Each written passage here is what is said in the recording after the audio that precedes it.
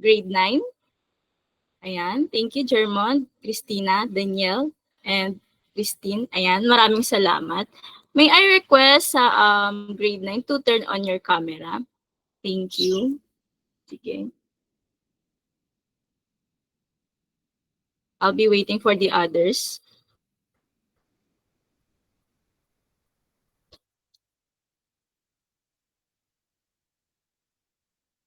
Ayan, thank you, Christina. Si Eric.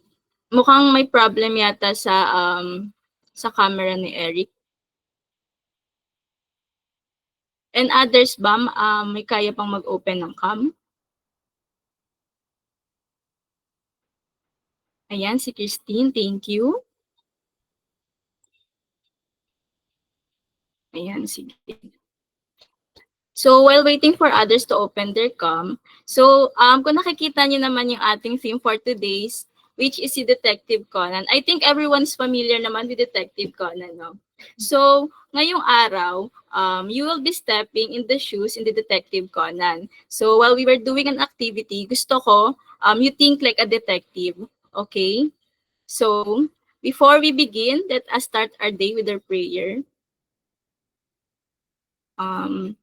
Christine, can you lead us our prayer? Yes po. Let's bow our head po and in the name of the Father, the Son, the Holy Spirit. Amen.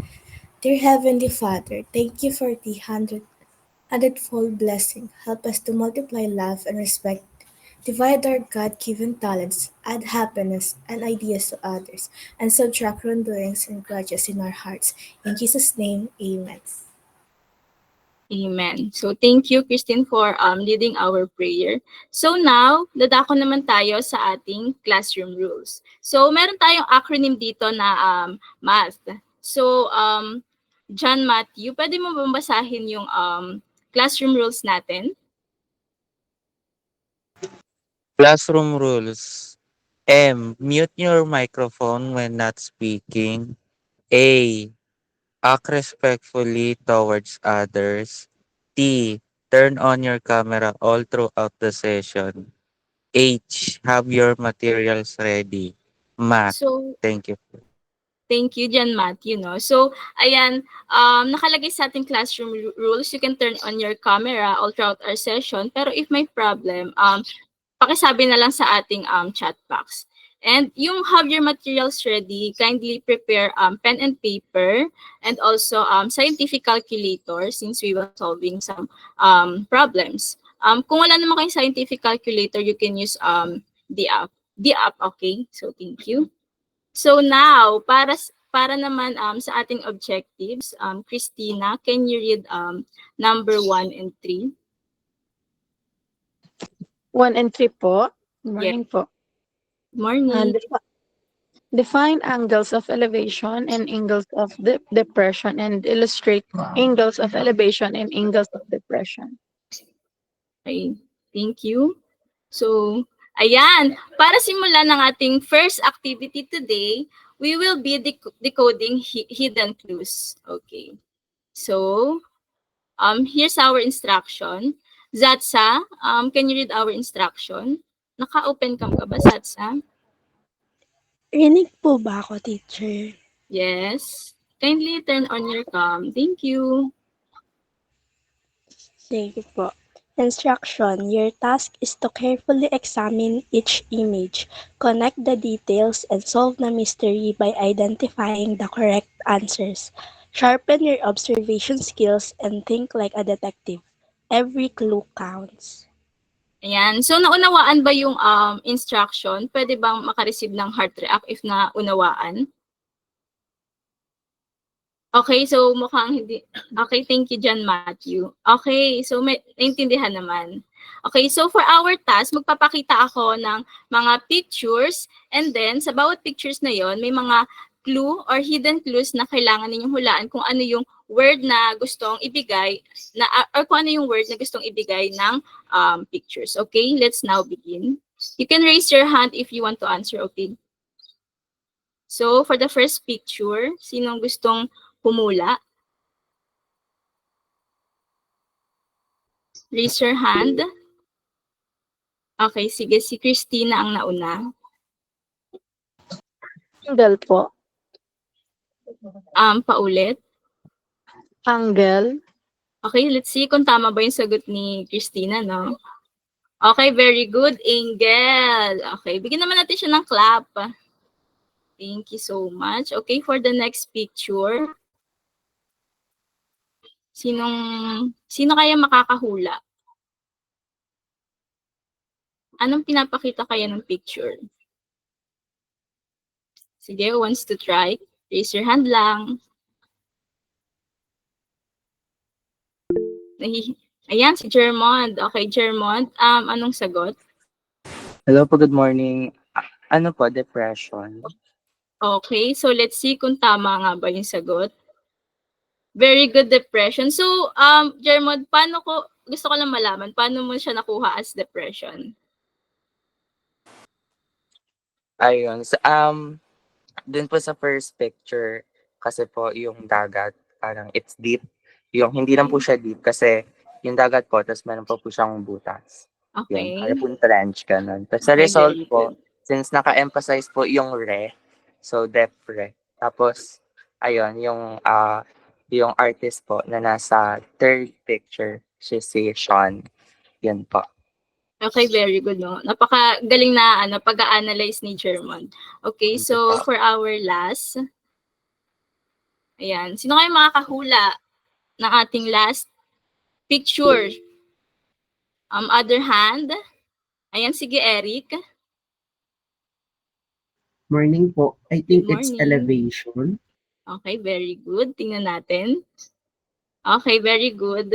Very good, Eric. So, elevation. So, later on, no, malalaman natin kung ano yung meaning ng mga words na yan. So, for our next activity, we will do the Conan's observation game. So, for this activity, who wants to read the instruction?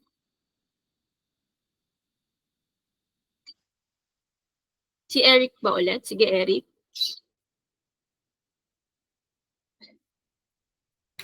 Your keen observation skills are needed. The teacher will show a short video of the PNU campus filled with clues. Your mission is to carefully observe and identify objects that are taller than you and those that are smaller than you. Record your findings on our Padlet. Okay, so salamat sa pagbabasa. So, naunawaan ba yung instruction? Pwede ba ako receive ng comments sa chat box natin ng yes, detective, kung naunawaan yung instruction? Sige. Okay? Okay, sige. Okay, mukhang naunawaan naman. So, magpapakita si teacher ng video ng PNU campus and then kailangan, observan kayo, no? 2 beses ko lang i-play yung video and then you will input your answer sa ating Padlet. So, here's our video.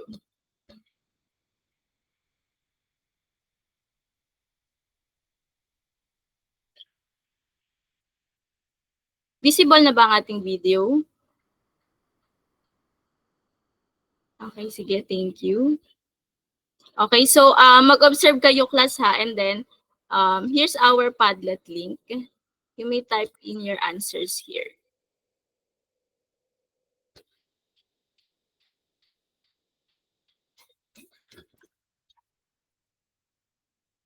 Ayan, so let's start our observation game.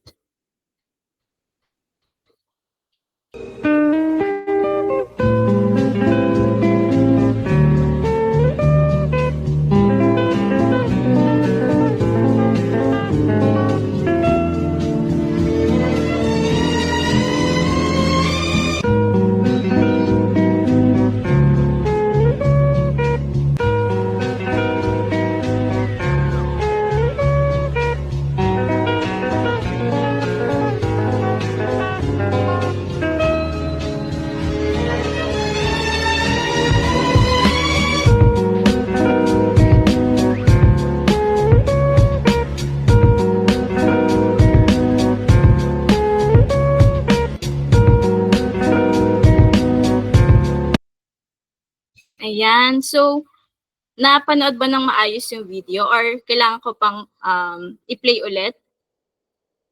Okay, so i-play pa natin ulit. Para mas madami kayong makuhang information.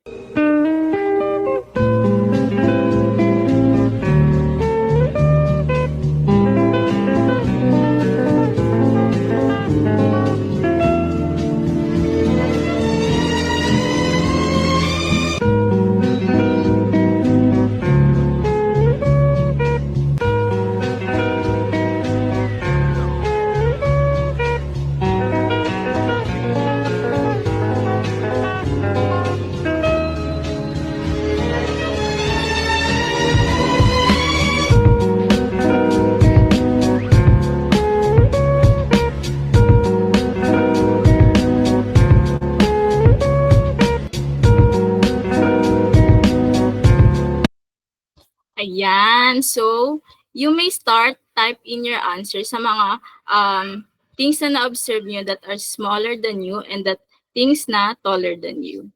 So, type in nyo na yung answer sa ating Padlet. Ayan, sige.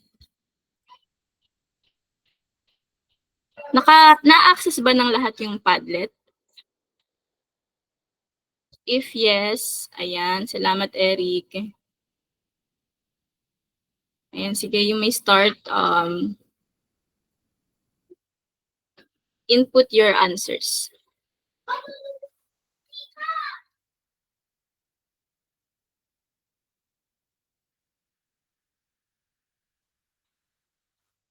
So far, no, wala pa akong nakikitang nagsasagot. Nahirapan ba ang lahat sa pag-observe? Masyado ba mabilis yung video? Sige, take your time. Okay, thank you, Christina. Oh, marami na.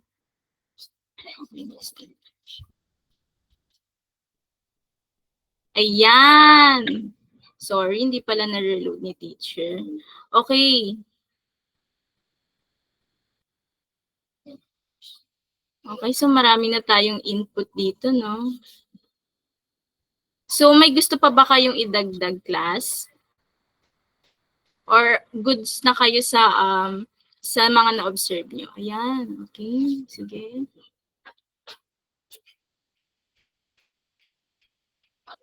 Okay, sige. Ian, pwede mo bang basahin yung mga object na na-observe niyo na taller than you?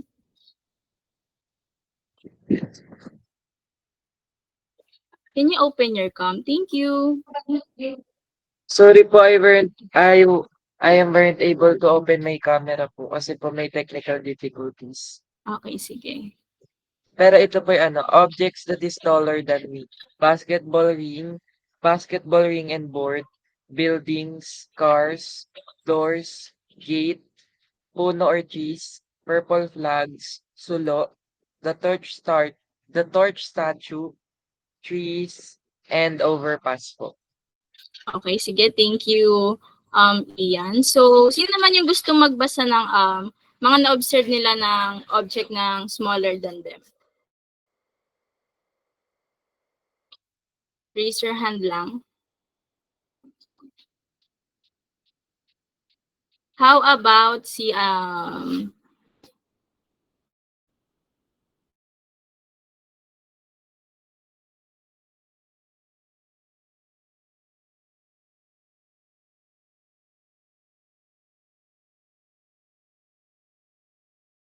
than you? Nandiyan pa ba si Zatsa?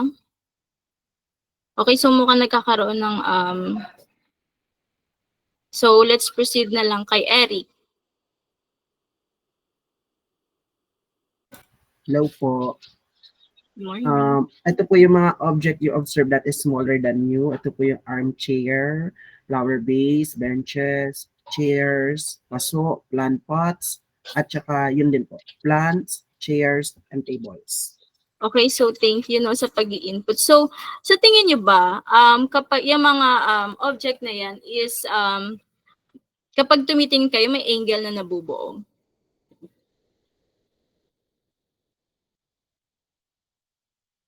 you can use, sige, mag-thumbs up na lang kung sa tingin nyo may nabubuong eagle.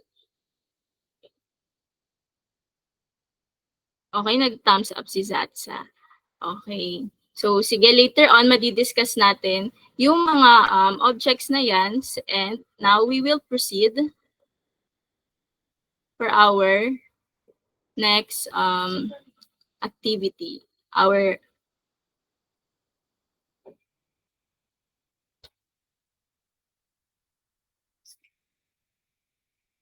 Ayan.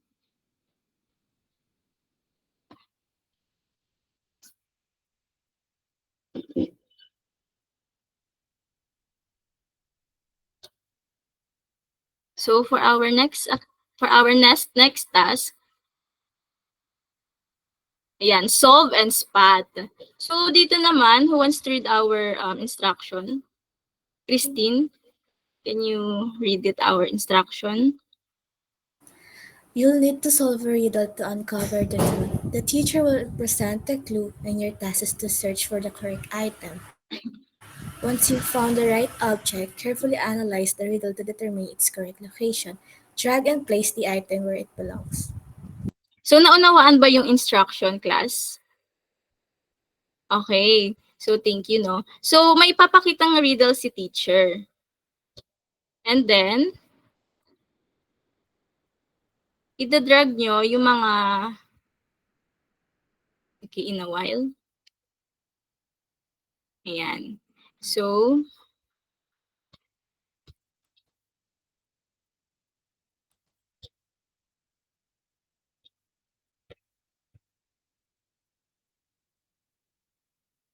may papakitang, ayan, nasa naka-present na ba yung scribble natin?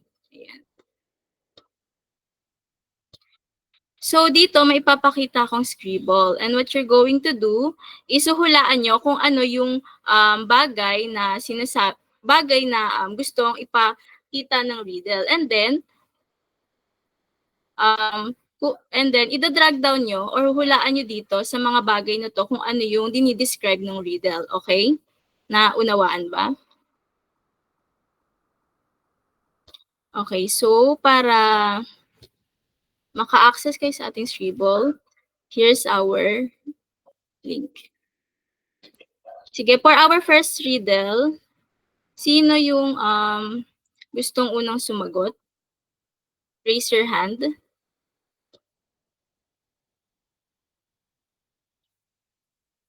Ayan. For our first riddle, sinong gustong sumagot?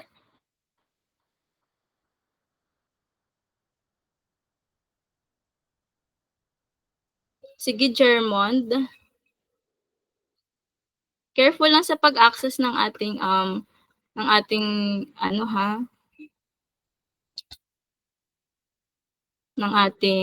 ayan. Sige, Jermond, gusto mo bang subukan na hulaan ng ating riddle? Hello po, good morning po ulit. Yes po, sure. Okay. I-access Pwede ko mo lang. bang basahin? Okay po. So riddle number 1, standing tall above the rest, I wear my face upon my chest. By day and night, I never tire, telling all when to tire. When? Okay, sige. I Anong went sagot? tire. My answer po is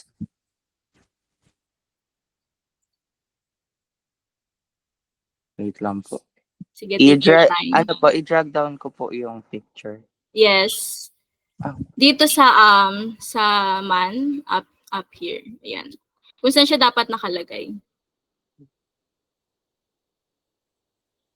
Sige, para hindi kayo mahirapan, no? Bago nyo i-drag down yung yung items, pindutin nyo lang to, and then pwede nyo na siyang ma-access. Okay. Sige, anong sagot, Jermon?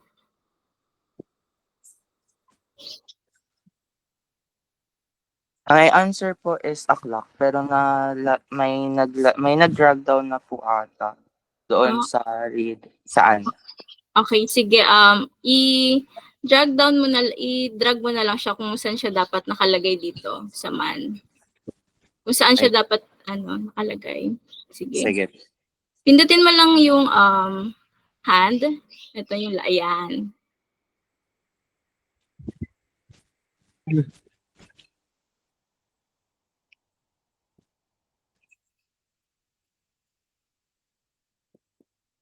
For those na hindi pa nagsasagot, naghuhula ng ating riddle, you can, wag mo nang galawin ng ating ibang items, okay? Hindi ko po siya.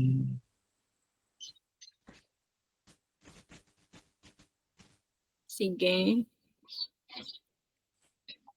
Nahihirapan ka ba, Sir, German? yes po, na nag-struggle po. Pero kung ilalagay ko po siya, above po siya ng head nung Okay. human po.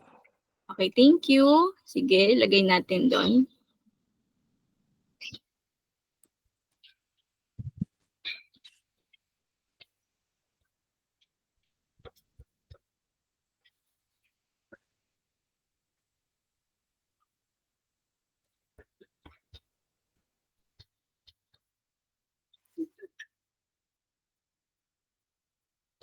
In a while, inaayos ko lang.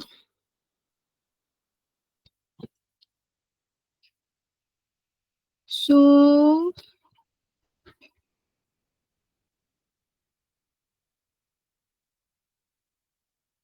okay, sige, let's proceed muna sa ating riddle number. So, kung ilalagay mo yung clock, nawala yung clock. I don't know kung nasan na siya. Okay, so kung ilalagay mo siya, no, sa top siya ng man. Tama ba, Germond? Yes po, teacher. Okay, sige. Sa riddle number 2, sino kaya ang pwedeng humula? Raise your hand lang, class. I think may sagot na siya. And then, i-drag down na lang natin. Okay, sige, ako na lang yung mag-a-access. And then, sabihin nyo na lang kung saan siya ilalagay. Si Ian kaya?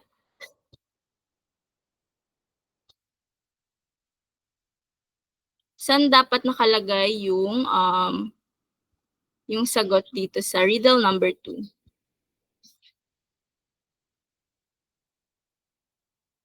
Ian? Sorry po, identify lang po ba ano po yung pinapertain ng riddle gamit po yung mga choices po na pictures. Yes. Okay po. And then, tell me kung saan dapat siya nakalagay dito from this man.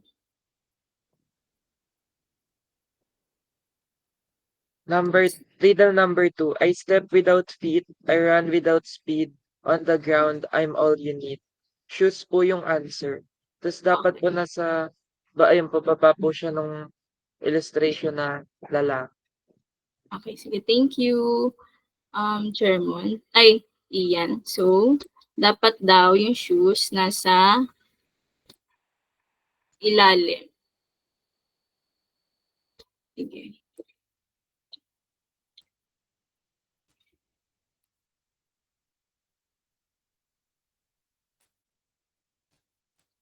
Yan. And then, for our last riddle, very good, tama si Ian. For our last riddle, sinong gustong sumubok?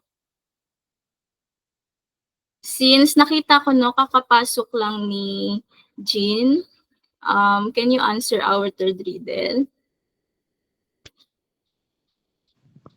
Okay po. I have a screen, but I'm not a phone. I bring you stories from places unknown. With just a click, I light up bright, showing colors day and night. To see it all, look straight ahead. Laptop po or computer? Okay, laptop or computer. May iba ka pa bang answer bukod sa laptop or computer?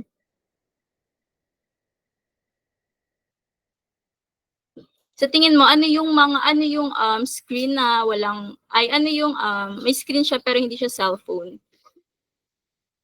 TV po. Okay, very good. So, saan siya dapat nakalagay dito sa ating man from above?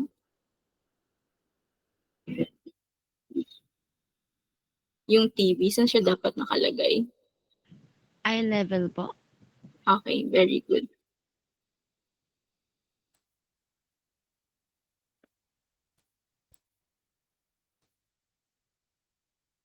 Okay.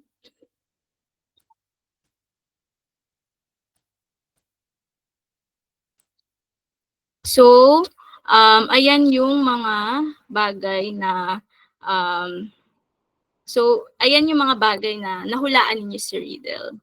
So, ayan, thank you for participating, no? Ngayon naman, gusto ko kayong tanungin, ano yung 3 object ulit na na-observe natin sa sa riddle? Sige, Eric. Ano po? Clock, television, tsaka shoes. Clock, TV, shoes. Okay. So ano yung mga clue sa riddle na sa tingin ninyong nakatulong sa inyo, no, para mahanap nyo yung item sa ano natin, sa choices. Ano-ano yung mga clues sa tingin ninyo? Sige, raise your hand. Ano-ano yung mga clues sa riddle kung natatandaan nyo pa? No, 'di ba sabi ko nga kanina, I want you to think like a detective since we will be having sige, si Eric ulit. Other hands. Si Zatsa. Okay, sige. Si Christine kaya. Ano-ano yung mga clues na nakatulong sa inyo para ma-identify niyo yung mga bagay sa riddles? Yung sa riddle number 1 po, bali may nakasulat po kasi dun, standing tall above the rest. Ibig sabihin po, nakalagay siya sa itaas. And then over my face, upon my chest, by day and night. Isa day and night po, parang sinasabi niya, siya yung nagsasabi ng time. Eh, yung sa mga choices po dito, tanging clock lang po yung parang ano po, pasok po sa kanya. Tapos yung sa pinaka-last naman po, telling all when to retire. Ayun. Okay, telling all when to retire. Okay, very good, no? So um yun yung mga things na naalala ni Christine para mahulaan niya yung riddle natin. So, may mga challenges ba kayong kinaharap during the activity natin? And ano yun? Raise your hand. Come on guys, huwag kayong mahiya. Sige. Si Ian kaya, ano yung mga challenges na kinaharap mo during the activity?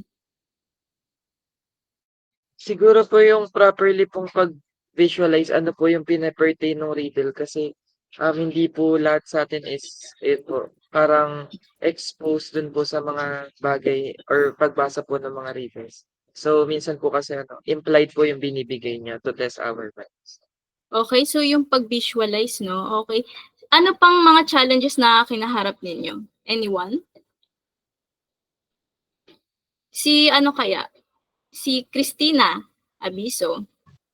Hello po. Siguro po yung challenge na kinaharap namin yung pag-drag po nung object kasi parang hindi po kami masyadong familiar po dun yung sa scribble po na yun. Pero ayun po, with the help of the teacher, nakaya naman po. Okay, thank you. Okay, sige. Yes, Prof. Okay, may I request that you please enlarge the clipboard or the video so we can see it better and make the font real big. Thank you. Okay, so thank you po, Prof. Okay, so next, ano pang mga challenges? Yun lang ba? Yung so pag-visualize and then yung pag-drag ng mga objects. So ngayon naman, nung nakakaharap kayo ng challenges sa pag-drag ng mga object and pag-visualize, sa tingin nyo, nung hindi kayo sumuko, no, na, na sa challenges ng activity natin, no, ano sa tingin nyo yung katangian na meron kayo?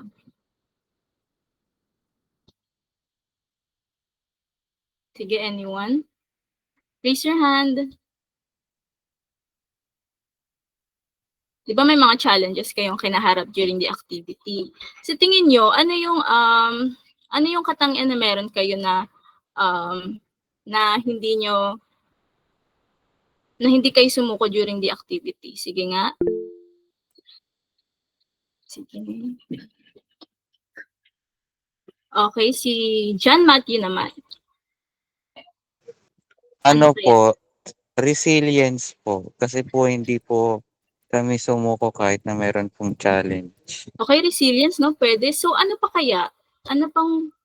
Sige, si Christine. Ano po, persistence. Persistence or? Persistence or?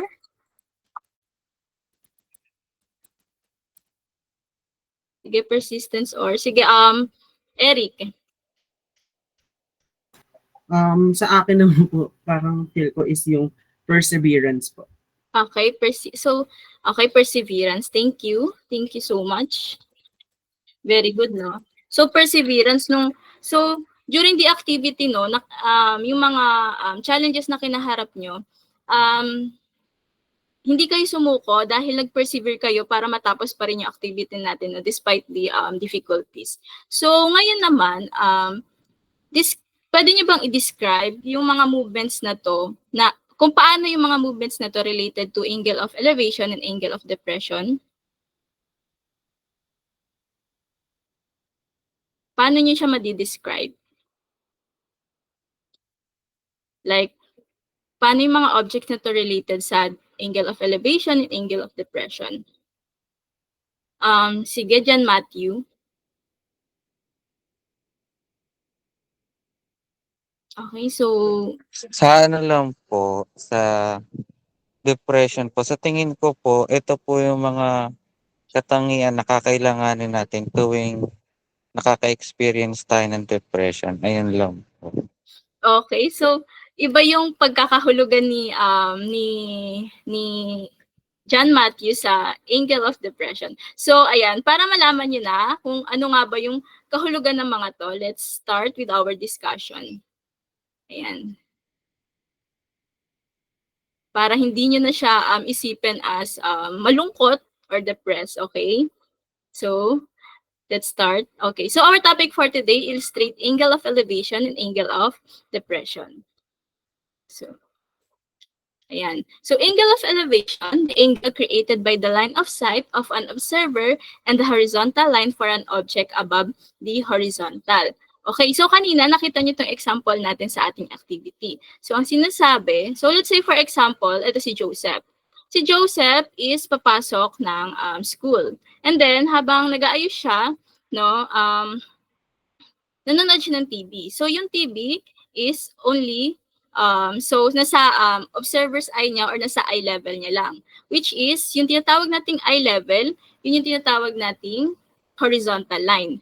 And then, na-curious si Joseph kung anong oras na. So, ang ginawa naman ni Joseph, tumingala siya or tiningnan niya yung oras sa taas ng TV nila. And then, pagtingin niya, may another line na nabuo. And yung imaginary line na nabuo natin, isang tinatawag nating line of sight. Now, ngayon, nakita natin na from horizontal line and line of sight, may angle na nabuo. Ayan. So, ayan, may angle na nabuo. At ang angle na nabuo na yan is yung tinatawag nating angle of elevation. Okay, nakuha ba? Ayan, salamat. So, sa makatuwid, no, yung angle of elevation is yung mga na-observe natin na bagay above the object. Okay? Next. So, angle of depression. The angle created by the line of sight of an observer and the horizontal line for an object below the horizontal. So, nakita na ni Joseph yung oras. And then na-realize niya na hindi pa pala siya late. So, chinek niya yung sapatos under the TV. So, nung chinek niya, yumuko siya and then may another line na nabuo which is yung line of sight ulit. And then, may angle ulit na nabuo. And yung angle na nabuo na ulit na yan is yung tinatawag nating angle of depression. So, sa makatuwid, no, yung angle of depression is yung mga object na nakikita natin below. Understand? Okay, thank you. Okay, next. So, ngayon naman, tutungo tayo sa trigonometric ratio, no? Ito yung mga formula para ma-solve yung right angle na mga nawawala. Okay? So, now, familiar ba ang lahat sa sine, cosine, and tangent?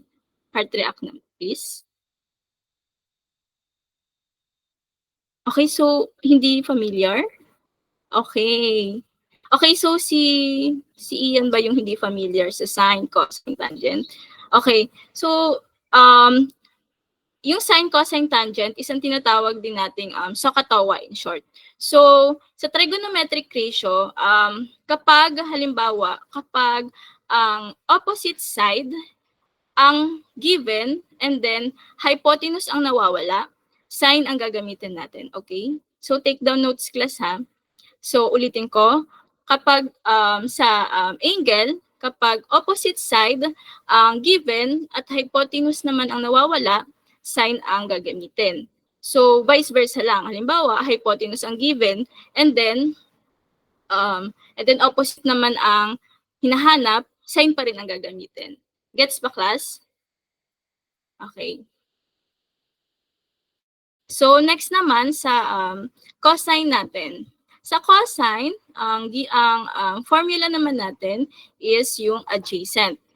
Now, sa adjacent, kapag ang adjacent ang given and then hypotenuse naman na nawawala, ang formula natin is cosine. So, vice versa lang din siya. Kapag hypotenuse ang given and then adjacent ang nawawala, cosine pa rin ang gagamitin natin.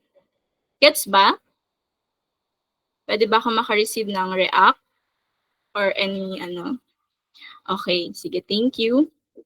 And then, lastly, sa tangent natin, kapag opposite ang given and then adjacent ang nawawala, tangent ang ating gagamitin. So, anong napansin niyo dito sa ating tangent? From the two formula natin kanina, anong napapansin niyo? Okay, so, anyone? Okay, so dito sa ating tangent, hypotenuse is hindi involved, okay? So dito sa tangent, opposite and adjacent lang yung involved. Unlike dito sa sine and cosine, hypotenuse and opposite, adjacent and opposite. Okay, understand? Okay, thank you. Now, siguro nagtataka na kayo, ma'am, ano po ba yung opposite, hypotenuse, adjacent na yan? Nalilito na kami. So, we have here the right triangle. Ayan. So, dito natin malalaman kapag yung angle, yung kailangan nating hanapin. So, ang hypotenuse is yung tinatawag nating line of sight. Okay? And then, the opposite naman is yung tinatawag nating perpendicular distance. And then yung adjacent is yun yung tinatawag nating horizontal line or yung line of the observer. Okay? Naintindihan ba? So I want you to take note of this ha, kasi later on magkakaroon tayo ng discussion. Okay. Now, ayan. So, magbibigay ako ng example kung paano hanapin yung mga missing angle in a while. Present ko lang yung entire screen ko.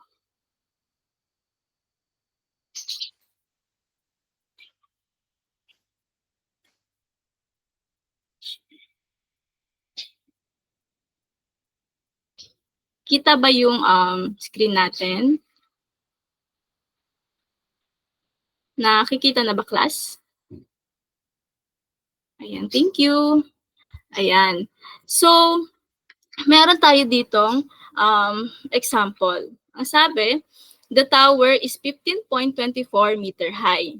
At a certain distance away from the tower, a man on the level ground observes that the angle of elevation of the top of the tower is 41 degree. How far is the man from the ground? So class, kailangan yung maintindihan na nasa activity na to or sa topic na to, kailangan yung ma-drawing or ma-illustrate yung problem para mas madali nyo siyang ma-solve at maunawaan. Okay? So, here's our illustration. So, ang sabi, yung tower is 15.24 meter high. And sa certain distance, nasa baba yung man. And then, may angle of elevation na given, which is the 41 degree. And then, ang hinahanap is kung gaano nga ba kalayo yung lalaki sa tower. So, ano yung given natin dito, guys? Anong formula yung gagamitin natin dito? Sige nga, kung nakikinig ang lahat. Anong formula ang gagamitin natin dito? Meron tayong opposite na given. And then meron tayong adjacent na given. So ano yung formula na gagamitin natin? Which is kanina yung na-discuss natin. Sige, sige Jean. Tangent po. Okay, tangent. Very good. So, tangent ang gagamitin natin. Okay. So, ngayon, ayan. So, ang given natin is 41 degrees. So, eto, ang tinatawag natin dito is theta. So, tangent theta is 41 degrees since may given tayo na angle of elevation. And then, opposite, which is yung taas ng tower is 15.24 meter. And then, over x, since yun yung hinahanap natin, yung distance ng lalaki from the ground. Ayan. So, ayan. Wait lang. Ay, wait. Okay. So, i-cross multiplication natin itong tangent 41 degree and x. So, ang magiging kalalabasan niya na is x is equals to 15.24 over tangent 41 degree. So, sa ating cycle, 15.24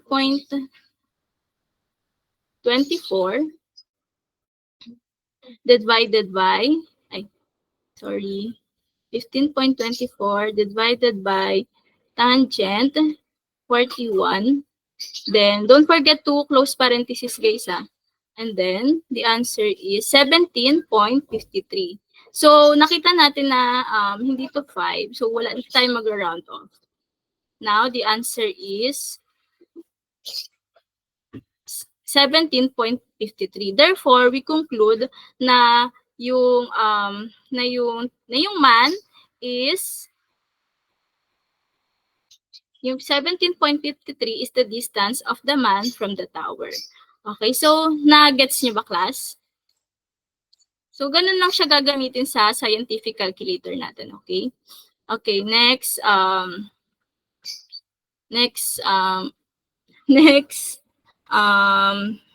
problem. Who wants to read? Sige, ako na lang. Ay, sino yung nagtaas ng kamay? Sorry. Okay, sige, ako na lang. A ladder leaning against a wall makes an angle of 80 degree with the ground. If the foot of the ladder is 7 feet from the base of the wall, what is the length of the ladder? Okay, so meron tayo ditong given na hypotenuse and then meron tayong given na adjacent. So, I think kanina, nakita niyo na ba yung answer, class? Ano yung gagamitin nating formula kapag ang given is hypotenuse and adjacent? Sige, anyone? Sige, si Christine. Cosine po. Okay, cosine. Very good. Ayan, cosine. Now, for the solution, meron tayo ditong given na 80 degree which is yung angle of elevation. And then, meron tayong adjacent, which is yung 7 feet. And then, ang hinahanap natin kung gaano nga ba kataas yung ladder. Okay? So now, for that, ang gagawin ulit natin is i-cross multiplication ulit natin itong dalawa.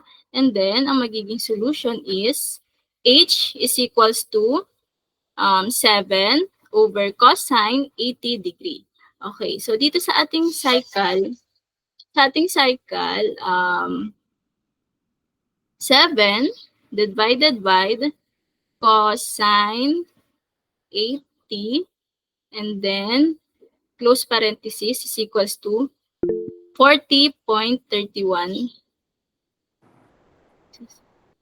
Hi, teacher. Yes. Informing you that the time is up. Okay And po. let me take this opportunity to thank our participants as well as our evaluators. The participants may kindly leave the room, the Gmeet room, while the evaluators will stay with you because you will hear their continue and avoid. I also believe that there is a VE major inside the Gmeet, right? Opo, Kayla. si Miss Joanna po. Joanna, all right. So Joanna will also, after the experts, Joanna will come in to give the continue avoid for the values integration. Thank you very much and congratulations, teacher. Thank you po, Prof. Thank you. Thank you, everyone.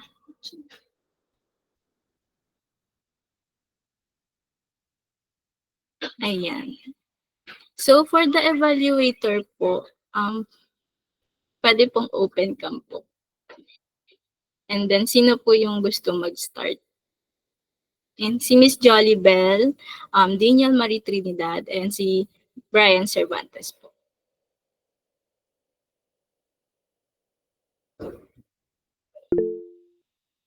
And si Miss Daniel muna. So, good morning. Am I audible po? Yes po. So, first of all, pagbati po na congratulations sa isang matagumpay na demo. I know hindi natapos yung lesson, pero I think na-achieve naman somehow yung ating mga objectives. Sisimulan ko muna with yung continue. So, first of all, I appreciate the use of different applications and websites sa ating technology integration. Napakahirap magturo ng mathematics, lalo na kapag medyo boring yung topic. So, it's a good time to use yung mga ganong applications to get the feedback of the students and also maipakita mo na rin kung ano yung magiging lesson. Pasensya na po sa noise. Okay. So, isa pa po sa comments ko is yung thematic type ng class. Napakagandang use ng Detective Conan knowing na the students know yung show na yon and yung character. So, pero ito, ang mga avoid ko is mainly nasa mathematics side kasi dahil medyo particular si teacher sa math. Sana, di ba, meron kang motivation activity. Yung una mong activity is yung pictures about sa elevation, sa depression, di ba, meron kang ganon. Tapos, sunod na activity mo naman is yung video, tapos mag-elevation, depression. And feel ko, sana isang activity na lang siya, yung para dun sa terms na yun. And yung another activity sana is nag-focus na lang sa review ng trigonometric ratios. Hindi siya SOHCAHTOA ha. Yung SOHCAHTOA is ginagamit lang siya for review, for mnemonics para mas madali tandaan. Pero ang tawag talaga dun is trigonometric ratios. So knowing na yun yung magiging key sa lesson na to, sana naging review na lang siya kasi for sure na lesson naman na siya ahead bago itong angle of depression and elevation.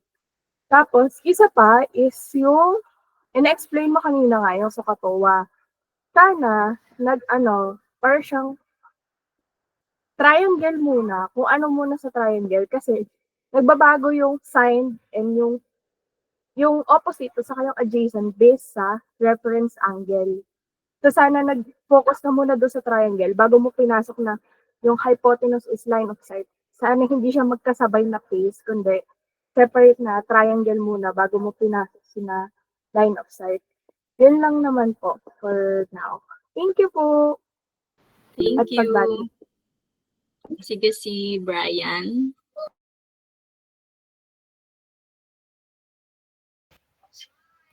Good morning. Am I audible po ba? Yes, good morning. First of all, congrats po dun sa nag-demo si Teacher Thank Christine. you. So, ang napansin ko lang po is, like sa ano na tayo, sa fast food muna tayo. Bale, yung pagbibigay niya ng mga examples and also sa mga activity, like, madami, diba? Like, maganda yan para sa mga student na tawag doon, na nabibigyan sila ng opportunity na makipag-participate sa klase, like nagiging active sila. So next one, no? Siguro na lang yung sa pag-introduce na lang muna ng yung trigonometric ratio, like, di ba trigonometric ratio? So yung kanina sa pinanood na videos, which is actually good naman, like yung sa mga like yung mga tall na building and also yung mga trees. So siguro ang magandang tanong na lang doon is actually how we how we measure that height of a tall building, so yung sa MB, then without actually climbing it. So nangyayari kasi siya like pwede siyang mangyari like nasa-solve natin siya then sa mga bridges and also sa mga right incline para mag-proceed na tayo sa sa pag-introduce ng right triangle. So sa right triangle po, makikita naman po natin yung mga parts ng right triangle. Meron tayong hypotenuse, opposite, and adjacent. So next one naman po, ipapakita natin yung mga trigonometric ratios like sine, cosine, tangent. In terms of sine, we have the opposite and hypotenuse. And the cosine, in terms of cosine, we have the adjacent over the hypotenuse. And the last one, we have the tangent, or the tan can be opposite over adjacent. Then next one, we can also proceed to the illustration or the presentation of the theta. So yung theta, kung nasan yung theta or yung opposite side ng theta, which is the opposite. What if nag-ask yung student na yung theta, how about teacher, yung theta po nasa kabilang side or nandun na siya sa taas. So ang nasabi natin doon like the theta, when the theta is and the opposite side is the theta where yun yung opposite kung nung nasan yung theta, ganun po. Then the hypotenuse is the longest side of a right triangle. Then all in po sa representation ng trigonometry, siguro goods po kasi marami siyang mga example and also yung mga activity po na nakapagpa sa mga student. Like active na active po yung mga students sa pagsagot, lalo na ang hirap po talagang mag-introduce ng math kapag online po, legit. Like mas maganda siyang ituro kung face to face. Kasi kahit ako po nahihirapan po ako mag-introduce ng math sa mga student, lalo na pag online. Hirap po gumawa ng mga like di naman po ako masyadong magaling sa mga like sa pag-edit ganun po. Yun lang po, teacher, and magaling po yung presentation niya. Thank you po.